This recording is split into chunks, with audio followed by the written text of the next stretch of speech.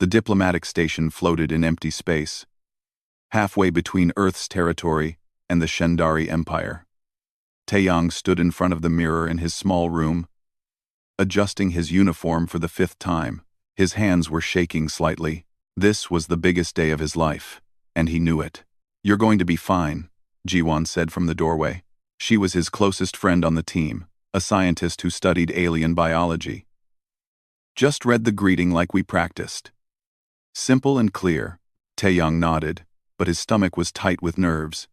In 2 hours, he would be the first human to speak directly to Queen Velrotha, ruler of one of the most powerful alien empires in the galaxy. The Shendari had avoided contact with other species for decades. Nobody knew why they had finally agreed to meet. Captain Hyunwoo gathered the team in the briefing room. There were 12 humans total, all specialists in different fields. Hyunwoo was a tall man with gray hair and serious eyes. He had been in the military for 30 years. "Remember, we know almost nothing about these aliens," Hyunwoo said. "They communicate with chemical signals and sounds we can't normally hear. Our translators will do their best, but there might be misunderstandings. Stay calm, be respectful, and Taeyang, when you give the greeting, speak slowly and clearly." Taeyang felt everyone's eyes on him. He had been chosen for this job because he was a communications specialist. He spoke 7 human languages and had studied alien linguistics for years. His voice was also recorded as having excellent clarity for the translators to work with, but now he wondered if someone else should do it instead. The Shendari ship arrived exactly on time. Through the station windows, Taeyang watched it approach. It was huge and organic-looking, like a massive insect made of dark metal and glowing blue lights. It made his skin crawl just looking at it. The meeting room had been prepared carefully. The air was adjusted to what the Shendari needed. Special lights were installed. On one side of the room was a raised platform where the queen would appear. On the other side, the human delegation waited. Taeyang stood at the front, holding a small device with his prepared speech. His heart was pounding so hard he could hear it in his ears. Jiwon gave him an encouraging smile from her position behind him. Then the Shendari arrived. The queen came first. She was enormous, at least 3 meters tall, with a body that seemed part insect and part something else entirely. Her skin was dark and smooth, covered in patterns that glowed with soft blue and purple light. She had 4 arms, each ending in delicate fingers. Her head was angular and elegant, with large eyes that seemed to see everything at once. Behind her came her guards, smaller Shendari that moved in perfect synchronization. Taeyang had seen pictures, but nothing prepared him for seeing her in person. She was terrifying and beautiful at the same time. The queen's translator, a small device that floated near her head, spoke in a flat mechanical voice. The Shendari acknowledged the presence of humanity. This was Taeyang's moment. He took a deep breath, activated his translator, and began to speak. "On behalf of humanity and the United Earth Council, we greet you with respect and hope for peace between our peoples." His voice came out steady despite his nerves. "We thank you for this historic meeting. We come with open minds and the desire to understand one another." He continued with the prepared greeting, speaking each word carefully. It was a simple message of friendship and cooperation. Nothing complicated, but something was wrong. As soon as Taeyang started speaking, the queen's glowing patterns began to flicker. The lights on her skin pulsed rapidly, changing from blue to bright purple, then to colors Taeyang had never seen before. Her guards suddenly moved, forming a tighter circle around her. The air in the room seemed to vibrate with a sound just below what humans could hear. Taeyang stopped talking, worried he had made a terrible mistake. The queen stood completely still for a long moment. Then her translator spoke again. But the mechanical voice couldn't hide what seemed like confusion. "This meeting is concluded." Before anyone could respond, the queen turned and left rapidly, her guards surrounding her. Within minutes, the Shendari had returned to their ship. The human delegation stood in shocked silence. "What just happened?" Hyunwoo demanded. Nobody had an answer. Taeyang felt sick. He had ruined everything.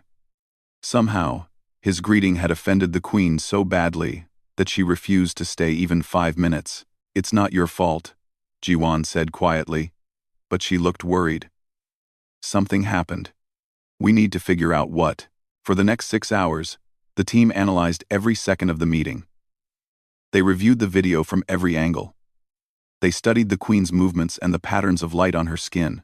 Jiwan spent most of that time looking at biological data that their sensors had recorded.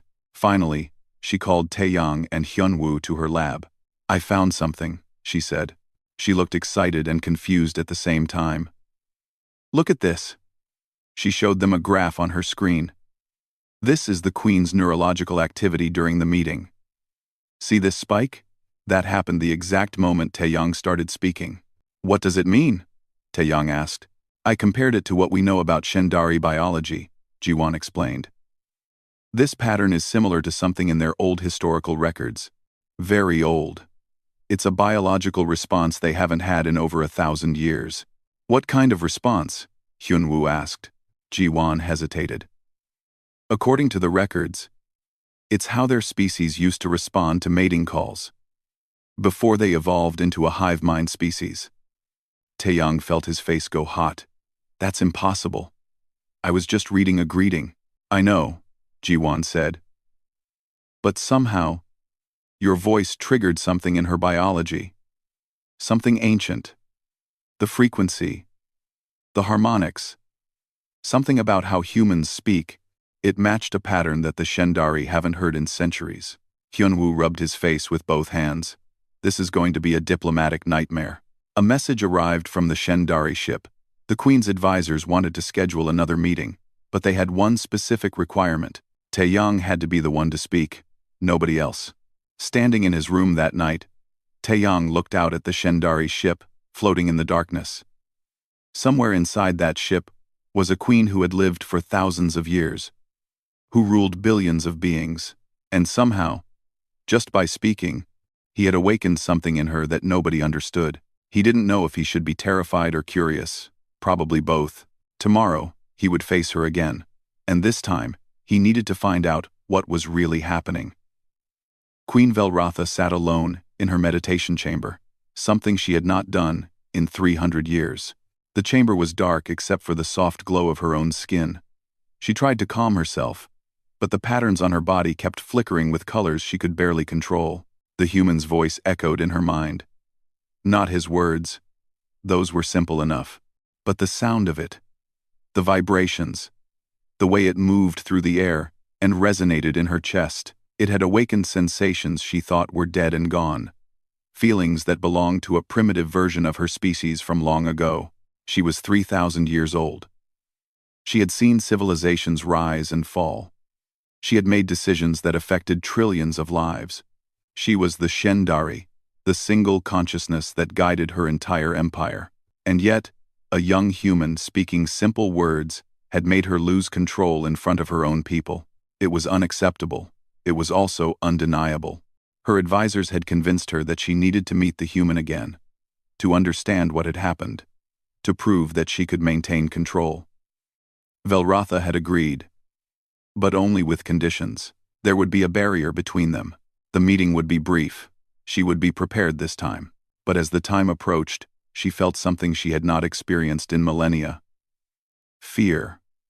Not fear of danger or death, but fear of her own reactions. Fear of what she might feel. On the human station, Taeyang was preparing for the second meeting. Captain Hyunwoo had wanted to replace him with someone else, but the Shendari had been clear. It had to be Taeyang, or there would be no meeting at all. "I've set up a transparent barrier," Jiwan said, showing him the meeting room. "You'll be on one side, she'll be on the other. Maybe the physical separation will help reduce whatever biological response she's having." "This is so strange," Taeyang said. He felt guilty, even though he hadn't done anything wrong. "I just spoke normally. I don't understand how it could affect her like this." "Human voices are unique in the galaxy," Jiwan explained. "We have an incredible range of sounds and frequencies. Most aliens communicate in narrower bands. Maybe by pure chance, your voice hits the exact frequencies that the ancient Shendari used for their mating calls. But they don't do that anymore, right? They're a hive mind now. They evolved past it centuries ago," Jiwan agreed. But evolution doesn't delete old programming. It just suppresses it. Your voice might have flipped a very old switch in her biology. The queen arrived with fewer guards this time. Through the transparent barrier, Taeyang could see her more clearly. She was beautiful in an alien way. Her movements graceful and precise. But he could also see the patterns on her skin shifting rapidly, like she was trying to control something. Her translator spoke first. "Human Taeyang, you will explain your purpose." Taeyang swallowed nervously. "Your Majesty. We mean no offense or harm. We didn't know that human speech would affect you this way. We come in peace, seeking only friendship between our peoples."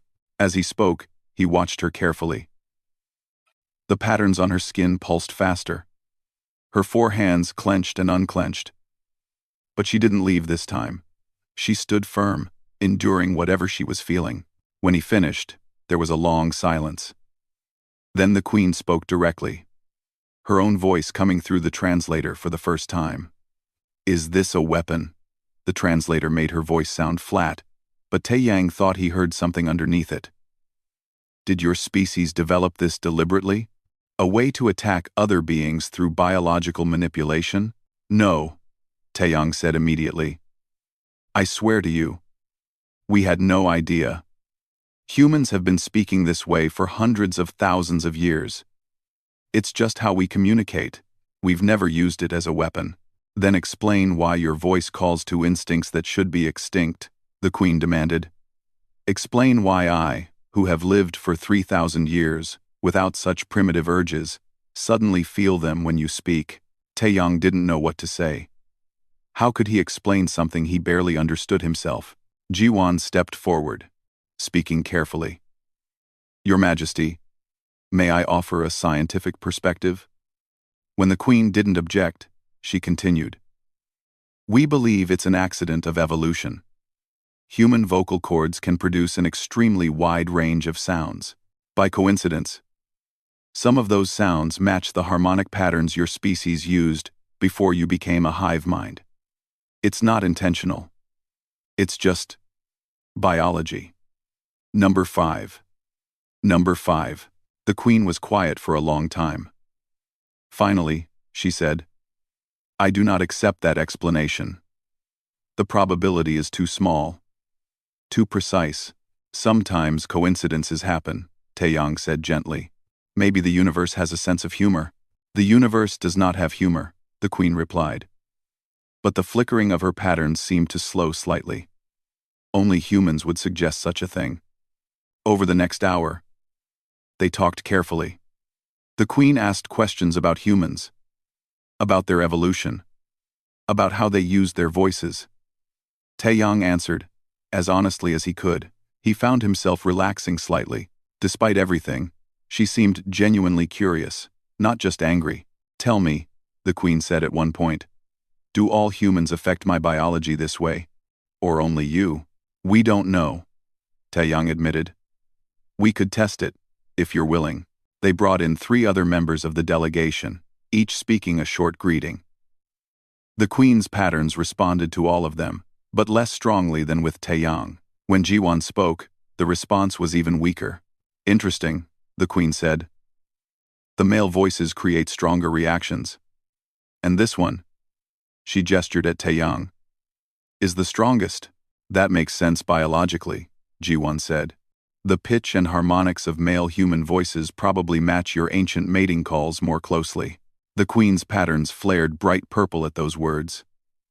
"Do not speak of mating. That is not what this is." But everyone in the room could see that she was lying, at least to herself. Whatever was happening, it was deeply connected to those ancient instincts. The meeting ended with an agreement. They would continue to talk, to try to understand this phenomenon. But Captain Hyunwoo pulled Taeyang aside afterward. "This is dangerous," Hyunwoo said. "We're playing with forces we don't understand. An alien queen who can't control her reactions to you? That could go very wrong." "What choice do we have?" Taeyang asked. "If we stop now, we might lose the chance for peace with the Shendari forever." That night, Taeyang received a private message. It was from the Queen herself, translated into text. Human Taeyang, I have ruled for 3,000 years. I have never felt doubt, never felt confusion, never felt desire for anything beyond the needs of my empire. Your voice has disrupted something fundamental in me. I do not know if I should thank you or destroy you, but I need to understand what is happening. We will speak again tomorrow. Come alone. Taeyang stared at the message for a long time. This was getting more complicated than anyone had expected. The most powerful alien queen in the galaxy was asking for a private meeting with him because his voice made her feel things she hadn't felt in 1,000 years. He should refuse. It was too dangerous, too strange. But he found himself typing a response anyway. I'll be there. The private meeting room was smaller and more comfortable than before. The barrier was still there, but it was thinner, more like a window than a wall. Queen Velrotha was already waiting when Taeyang arrived. She stood perfectly still, but the lights under her skin moved constantly, like thoughts made visible. You came alone, she said through her translator. That was either brave or foolish. Maybe both, Taeyang replied. He tried to keep his voice calm and steady. You asked me to come. I wanted to respect that. Respect. The Queen repeated. An interesting concept. My people do not respect me. They simply obey because they are part of me. But you choose to respect me. Why? Taeyang thought about it carefully. Because you're trying to understand something difficult. That deserves respect. The Queen's pattern shifted to a softer blue. You speak simply, but with meaning. It is refreshing. I am surrounded by advisors who speak in complex political language. You just say what you think. Is that okay? Taeyang asked. I don't want to offend you. You have already offended me in the worst possible way, the Queen said. But there was something almost like humor in how she said it. You made me feel vulnerable. Nothing else you say could be worse than that. They talked for over an hour. The Queen asked him about his life, about growing up on Earth, about why he became a linguist. Taeyang told her about his grandmother who had taught him Korean songs, about studying alien languages in university, about his dream of helping different species understand each other. You have passion in your voice when you speak of these things, the Queen observed. The harmonic patterns change. It is not just the words, but the emotion behind them. Humans express a lot through tone and emotion, Taeyang explained. Two people can say the same words, but mean completely different things based on how they say it. Show me. The Queen said. Taeyang spoke a simple sentence. I understand. In 5 different ways. First with genuine understanding, then with sarcasm, then with sadness, then with anger, then with joy. Each time, the meaning was completely different even though the words were the same. The Queen's patterns flickered rapidly as she processed this. Remarkable. Your entire language is layered with emotional context. The Shendari abandoned emotion centuries ago. We communicate only facts and commands. That sounds lonely, Taeyang said quietly. The patterns on the Queen's skin went very still. Lonely. Yes. I suppose it is. I have been the only true consciousness in my empire. For 3,000 years, every other Shendari is simply an extension of my will. They are me. But they are not. Separate. Not individuals. That does sound lonely, Taeyang repeated. I never thought of it that way before, the Queen said. It was simply how things were. But your voice, your presence, has made me aware of something missing. It is deeply uncomfortable. On an impulse, Taeyang said, Would you like to hear a song? A song. Music. Humans combine sounds and rhythms and emotions to create something beautiful. My grandmother taught me traditional Korean songs when I was young. Maybe it would help you understand human communication better. The Queen considered this. Very well. But if this is another trick. No tricks, Taeyang promised. Just a song. He began to sing a simple folk song his grandmother had loved. It was about mountains and rivers and the changing seasons. His voice wasn't perfect, but he sang with feeling, remembering his grandmother's smile as she had taught him. something incredible happened. The Queen's patterns began to pulse in rhythm with the song. And behind her, through the windows of the station, Taeyang could see the Shendari ship. Lights were moving across its surface, following the same rhythm. The entire ship was resonating with the music. When the song ended, there was silence. The Queen stood completely still. What was that?" she finally asked. Her translator's mechanical voice couldn't hide what sounded like wonder. "Just a song," Taeyang said. But he was amazed too. "Did you feel something?" "My entire ship felt something," the Queen said. "For the first time in 1,000 years, my drones exhibited individual responses. They were not just obeying commands. They were experiencing something. Because of your song," before they could discuss it further, alarms blared throughout the station. Captain Hyunwoo's voice came over the communication system. "All personnel to defensive positions. We have a situation." Taeyang looked at the Queen. "What's happening?" "My war minds," the Queen said. And her patterns turned dark red. "They have detected what occurred. They believe you are a threat to the Empire." 3 smaller Shendari ships had broken away from the Queen's main vessel. They were moving toward the human station with clear hostile intent. Hyunwoo was shouting orders, trying to coordinate a defense, but everyone knew the human station wasn't built for combat. The Queen's translator spoke urgently. "They believe you are using some form of mind control on me. They have declared you a danger to the Shendari Empire. I cannot stop them directly without creating a civil conflict." "Can you talk to them?" Taeyang asked. "Explain what's really happening." "They are part of me, but also separate," the Queen explained quickly. "The war minds have independence to act in defense of the Empire. They will not listen to explanations when they perceive a threat." Jiwon burst into the room. "Taeyang, we need to evacuate you right now. Those ships are armed, and they're targeting this section of the station." But Taeyang looked at the Queen. Through the barrier, he could see the conflict in her patterns. She was struggling with something. "Your Majesty," he said. "What will you do?"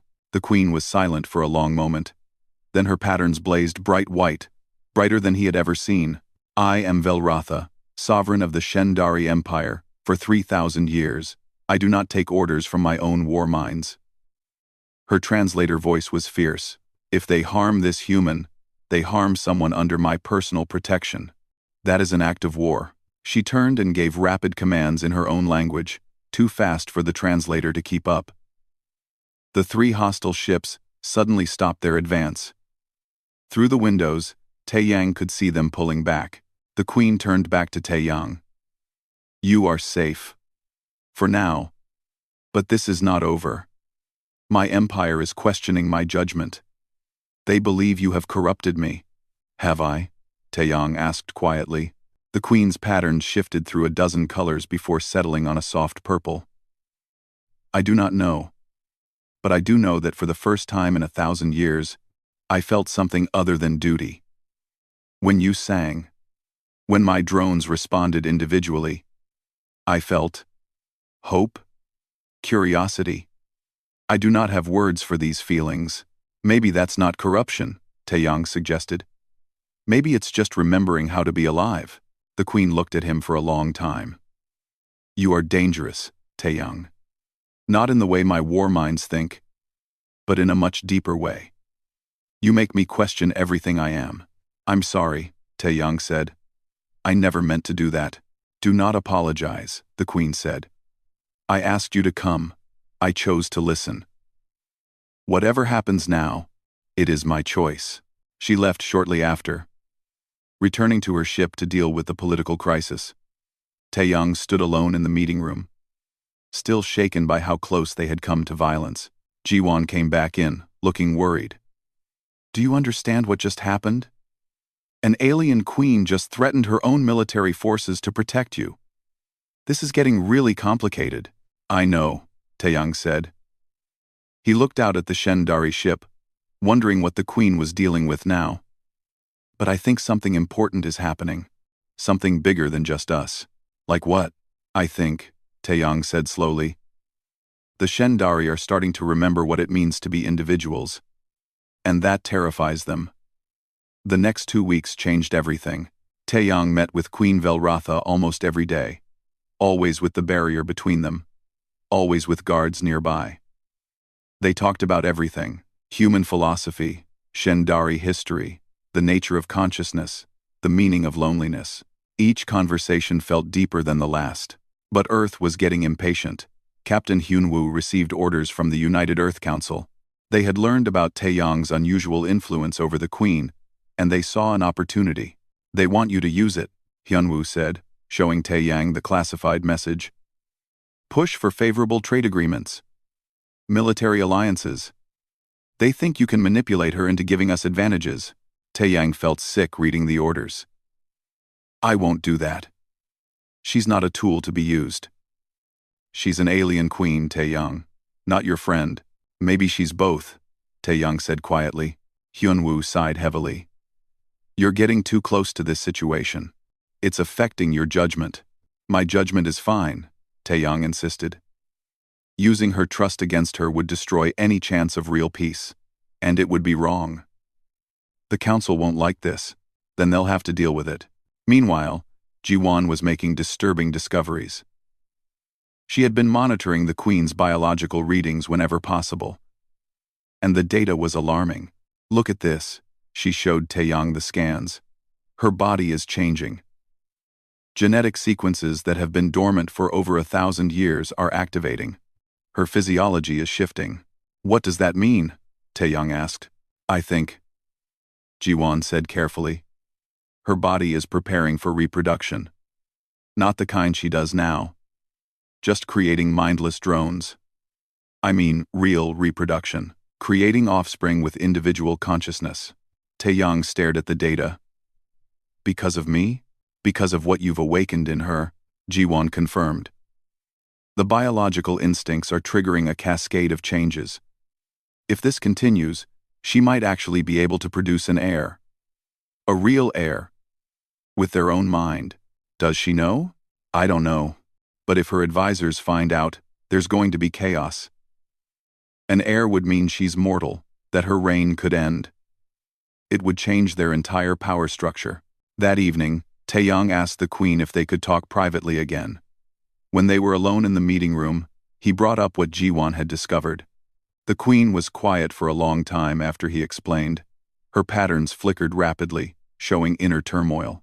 "I knew something was changing in me," she finally said. "I could feel it, but I did not want to acknowledge what it meant." "Are you afraid?" Taeyang asked. "Terrified," the Queen admitted. "I have been the Shendari for 3,000 years. I do not know who I am beyond that role. If I become mortal again, if I can be replaced, what am I?" "You're Velratha," Taeyang said simply. "Not just a title. An individual. A person." "Person," the Queen repeated. "Such a simple word for something so complex. I envy humans. You are born knowing you are individuals. We had to forget it to survive." "Maybe it's time to remember," Taeyang suggested. The Queen moved closer to the barrier. For the first time, she placed one of her hands against it. Without thinking, Taeyang placed his own hand on the other side, matching her position. "When you speak," the Queen said softly, "when you sing, I feel something I cannot describe. It is not just biological instinct. It is deeper than that. You make me want to be more than what I am." "You already are more," Taeyang said. "You're just discovering it." Their conversation was interrupted by urgent alerts.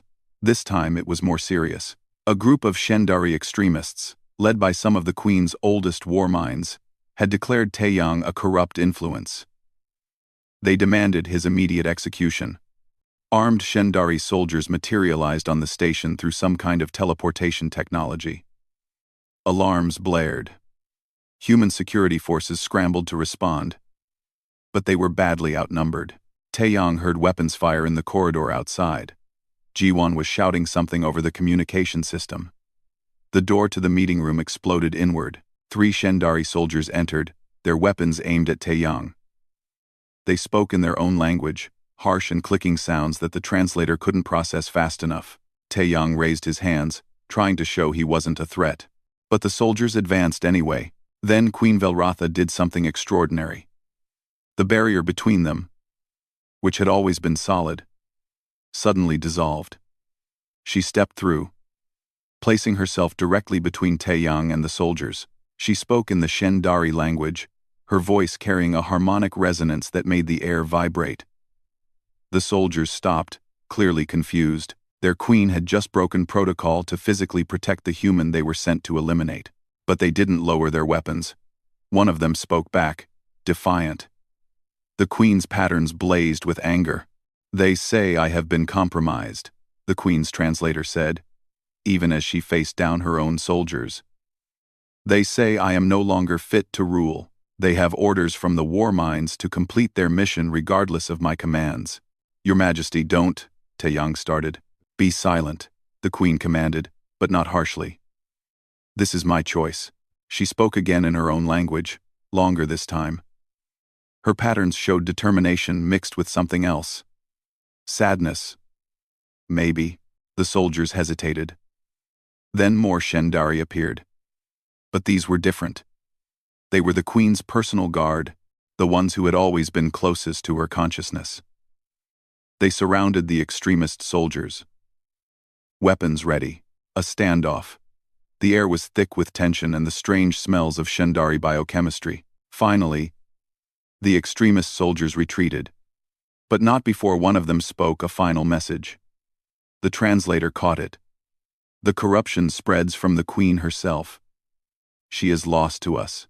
When they were gone, the queen's personal guard formed a protective circle. She turned to Taeyang, her patterns showing exhaustion and stress. "I have just fractured my empire," she said. "Shendari soldiers refused my direct command for the first time in 3,000 years. All because I chose to protect you." "I'm sorry," Taeyang said. "I never wanted this." "I know," the queen said, "but it is done.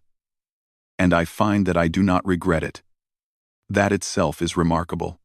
Hyunwoo arrived with human security forces, looking shocked to see the queen standing in the same room as Taeyang without any barrier. "We need to evacuate," Hyunwoo said. "This station isn't safe anymore." "No," the queen said. "If the humans leave, my extremists will claim victory. We must resolve this." "How?" Taeyang asked. The queen looked at him with her large, alien eyes. "I need you to trust me. And I need you to help me with something. Your voice awakened me. Perhaps it can awaken others as well." "What do you mean?" "My empire resists change because they believe individuality is a weakness. But you showed me that my drones could respond individually to your music. If we could give that gift to more of my people, if they could experience individual consciousness." The queen paused. "It would change everything." "Well, that's incredibly dangerous," Jiwon said. "Having joined them, you'd be fundamentally altering your entire species." "Yes," the queen agreed. "But perhaps it is time. Perhaps we have been asleep long enough." She turned back to Taeyang. "Will you help me wake them?" Taeyang thought about all the risks, all the ways this could go wrong. But he also thought about the loneliness in the queen's voice when she spoke about her 3,000 years of isolation. He thought about those drones briefly becoming individuals when he sang. "Yes," he said, "I'll help you." The queen's pattern shifted to a color he had never seen before. Warm and golden, like sunrise. "Thank you," she said simply. Outside, political forces were gathering on all sides.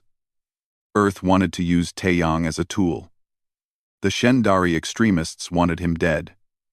The queen's own empire was fracturing, and in the middle of it all, a human and an alien queen were planning something that could change the galaxy forever. Taeyang just hoped they would survive long enough to try. The plan was ambitious and terrifying. Queen Velrotha would broadcast Taeyang's voice across the entire Shendari Empire, using their quantum communication network. Every drone, every ship, every Shendari in the galaxy would hear him at the same time. "It will either wake them to individuality," the queen explained, "or it will drive my empire into complete chaos." "Those seem like similar outcomes," Taeyang said nervously. "Perhaps," the queen agreed. But one has hope in it. Earth tried to stop it. The council sent urgent messages demanding that Taeyang return home immediately. When he refused, they threatened to recall the entire delegation. Captain Hyunwoo was ordered to take Taeyang by force if necessary. Hyunwoo stood in Taeyang's room, holding the orders. He looked tired and conflicted. "I've been a soldier for 30 years, Hyunwoo said. "I've always followed orders. But this..." He put the orders down on the table. "What you're doing might start a war, or it might create peace like we've never seen. I don't know which, but I think you should be allowed to find out." "You'll get in trouble for this," Taeyang said. "Probably," Hyunwoo agreed. "But some things are worth the trouble. Just promise me you know what you're doing." "I have no idea what I'm doing," Taeyang admitted. "But I trust her." The Queen had prepared a special chamber on her ship for the broadcast. Taeyang would be there in person, with Jiwon monitoring his safety. The Queen would be beside him, guiding the transmission to every corner of her empire. As Taeyang boarded the Shendari ship for the first time, he was struck by how organic everything felt. The walls seemed alive, pulsing with gentle light. The air smelled strange but not unpleasant. Drones moved through the corridors, all perfectly synchronized, all part of the Queen's consciousness. Soon, if this worked, they would be individuals. The thought was overwhelming. The broadcast chamber was circular, with Taeyang at the center. Queen Velratha stood beside him, closer than they had ever been without a barrier. He could see every detail of her alien features, the subtle movements of her patterns, the intelligence in her eyes. "Are you ready?" she asked. "No," Taeyang said honestly. "But let's do it anyway." The Queen activated the network. Suddenly, Taeyang felt the weight of billions of consciousnesses pressing against reality, every Shendari in the galaxy, waiting, unknowingly, for what would come next. "Speak," the Queen said gently. "Sing. Let them hear what I heard." Taeyang took a deep breath. Then he began with the same folk song his grandmother had taught him. His voice filled the chamber, carried by Shendari technology across distances that seemed impossible. The Queen's patterns began to pulse with the rhythm. But this time, something more happened. Through the windows of the chamber, Taeyang could see the entire ship lighting up, every section responding to the music, and beyond that, through the quantum connection, he could sense the response spreading. Across the empire, drones stopped their tasks, ships paused in their journeys. For the first time in over 1,000 years, the Shendari were experiencing something that wasn't a command or a function. They were experiencing beauty. Taeyang sang for 20 minutes, moving from one song to another. Korean folk songs, human anthems, even a lullaby his mother used to sing. Each one carried emotion and meaning. Each one resonated through the harmonic frequencies that touched ancient Shendari instincts. When he finally stopped, exhausted, there was a moment of perfect silence. Then chaos erupted. Reports flooded in from across the empire. Drones were acting independently. Ships were breaking formation. Some Shendari were terrified, others were confused. Some were experiencing what could only be called joy. The Queen stood very still, processing information from billions of newly individual minds. Her patterns flickered rapidly, overwhelmed by the magnitude of what was happening. "They are waking up," she said, her voice filled with wonder and fear. "All of them.